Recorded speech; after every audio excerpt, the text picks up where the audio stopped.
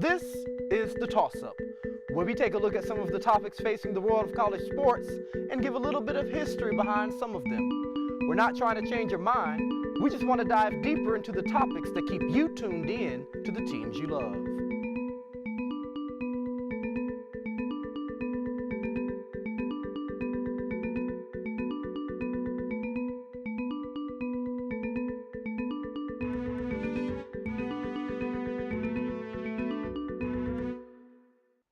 Not only is it Turkey Day this week, but it's also rivalry week across college football. So, no better topic for this week's show than to talk about some of our favorite rivalries and the traditions behind some of them.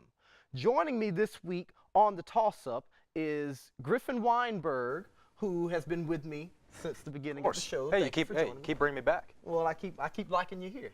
That's what I like. We've got Haley Hernandez with us again this week. She's a beat writer for Inside the Hall with men's basketball. And Patrick White, who is a student studying sports media at Indiana University. And so, Pat, coming to you first, who's your favorite team and their favorite traditions? Well, I think it's no better way to start than Indiana, since we all do go to Indiana University. That's a very fair school to start with. And the tradition of Indiana is the candy stripes. Everybody who goes to IU obviously knows about the candy stripes.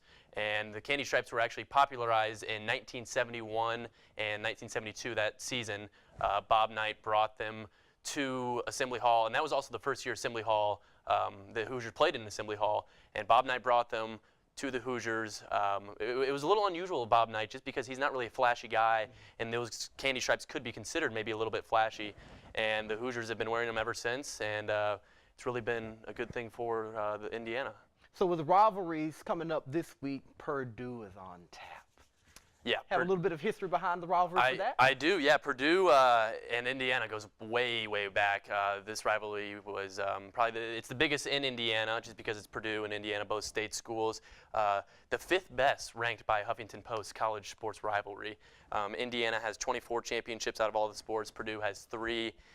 81 and 115 in favor of Purdue, though. So not what you like to hear for Indiana, but a lot of good things. Old Oaken Bucket is the football trophy that you get. You have the Golden Boot, which is for women's soccer, the Barn Burner, which is for women's basketball, and then the Monyon Spike for women's volleyball. And a lot of good stuff, a lot of good history too. Gene Cady and Bob Knight, both coaches for the teams, have a lot of history. If you go back to 1985, Bob Knight probably really famous for the chair throwing incident, and that occurred in a game where IU played Purdue. So. And in addition to that, there's kind of sort of state bragging rights as well, because they receive a governor's cup in the rivalry as well for whoever wins the most in the sports for the year, correct? Yeah, and that's called the Crimson and Gold Cup. That was started in 2001, and it started to really pick up steam a little bit. There's some of the smaller sports. I mean, the rivalry is not too big. When you think of between IU and Purdue, it's always basketball and then football. Purdue controls the basketball, but IU controls the football. So I guess that's what we have going for us. Well, hey, I mean, like you say, no better way to start off with Indiana University. And since we started in state, we might as well continue in state. Haley, what do you have on tap for us? So this week, Notre Dame plays USC, which, as everyone knows, it's one of the top rivalries of college sports. And it was ranked in the top 10, rivalries on pretty much every single list that's out there. And it goes back until, I think this started in 1926. And it's a big deal because it's one of the only rivalries that doesn't have anything to do with conferences, doesn't have anything to do with geographic location. So, yeah, it's a big one.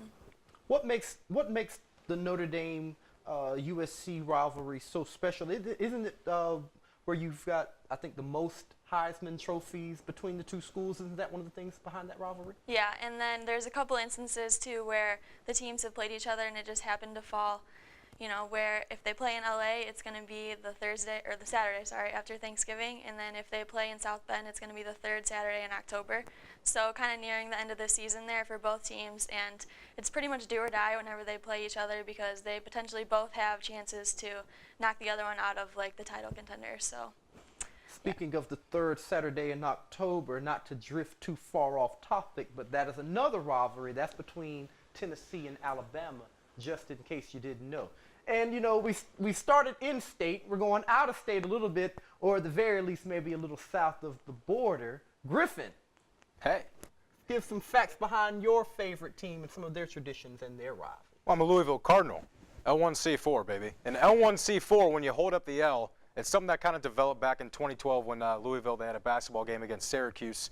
And because that was a big rivalry, both the teams were in the Big East back then. So it was just kind of a Louisville thing to get the fans on board and develop that. But when we talk about football, the first meeting between Louisville and Kentucky, the arch rival Kentucky Wildcats.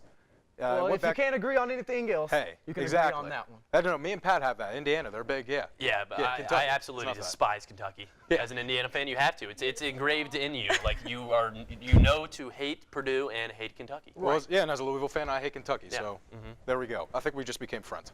Best friends. Yeah. I think so.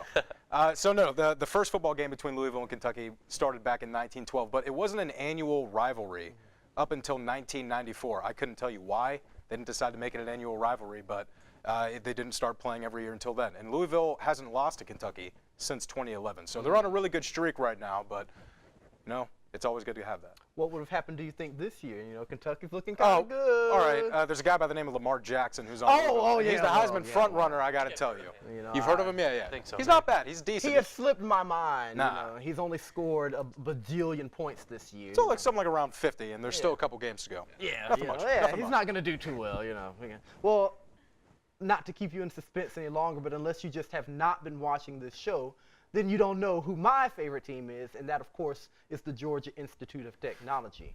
And I'll just give you one story behind the Yellow Jackets, the reason that they're the Yellow Jackets. So it pretty much comes from UGA. What better way to form yourself than around the school you hate, right? Well, UGA's colors used to be red, black, gold, and white. But the school president at the time said the gold looks too much like yellow on the field. So in spite to Georgia, when they were playing a game against Auburn back in the late 1890s, they had a school called the Lucy Cobb Institute that always cheered for UGA in football. Georgia Tech convinced them to wear yellow to the game. And Georgia has not liked the color yellow. Every time a Bulldog sees yellow, he turns red. Well, I have a friend who's a diehard Georgia fan. Both of his parents went to school there. I've seen it happen, actually. I've seen, like, whenever Georgia and Georgia Tech play, he's seen yellow, his family, they just go off. Yeah. It doesn't run with them. It's not called clean old-fashioned hate for no reason. I guess, you know, while I'm indulging myself, one of my other favorite stories behind the rivalry is from World War I. You know, when the teams decided to stop football, most teams around the country decided to stop football. Georgia Tech didn't. It was actually a school where people were going to train.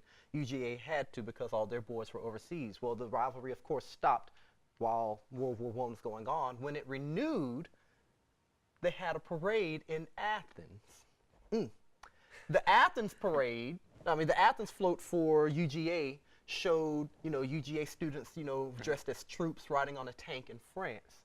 Following theirs was Georgia Tech in Atlanta, and it had a couple of students sitting on a donkey, more commonly known as the initials JA. You can figure that out. This is a family show. So, of course, that did not make Georgia Tech too happy. The rivalry ended for about a good 7 years before it was renewed. All right. I can see why. So, yeah, big yeah. time. Any other than the chair throwing incident, can you think of any fun stories with the Indiana and this rivalry? Well, yes, I actually have one with IU and Illinois, but before I get into that, IU and Kentucky is something I want to touch on. There we go. I want to touch on that. IU and Kentucky, obviously a great rivalry between them. Kentucky leads this one too, 32-25. It has been going on for a long, long time now. It stopped in 2011. You can blame John Calipari all you want. That's who I blame. So, but it stopped in 2011 because they didn't want to come to Assembly Hall. People say it was because Kentucky was scared to come and play here. And then Fred Glass offered something where it was going to be 2 neutral sites, and then it would go to Assembly Hall and then Rupp Arena, and Calipari said no. So unfortunately, that rivalry is over.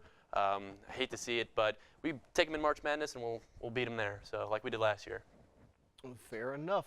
Any of your favorite stories from the Notre Dame USC rivalry, or any? Because Notre Dame has a whole bevy of rivals. Yeah, and I mean, even just the traditions in general. Like, you start off, you have Touchdown Jesus, you know, you have the Golden Domes, the helmets. I mean, the tradition goes way back, so deep.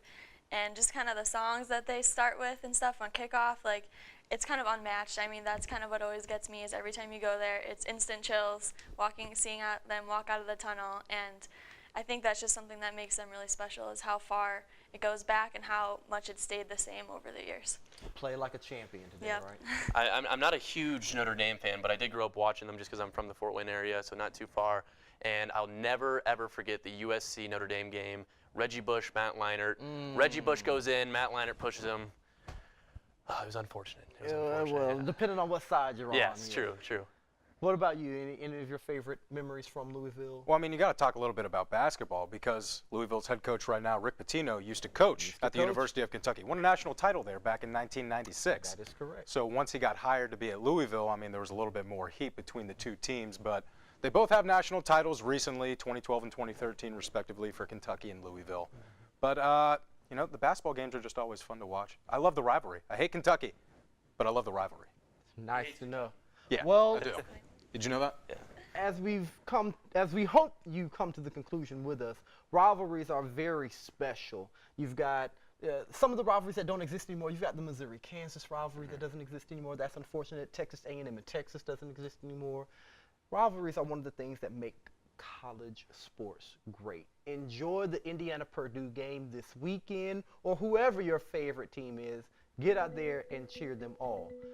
As far as the toss-up, you can always throw a suggestion our way of what you would like to hear us discuss by interacting with us on Facebook at IUSTV Sports, or by going to our Twitter page at IUSTV Sports. Toss it up. See if we'll catch it. Until next Sunday, be proud and cheer loud.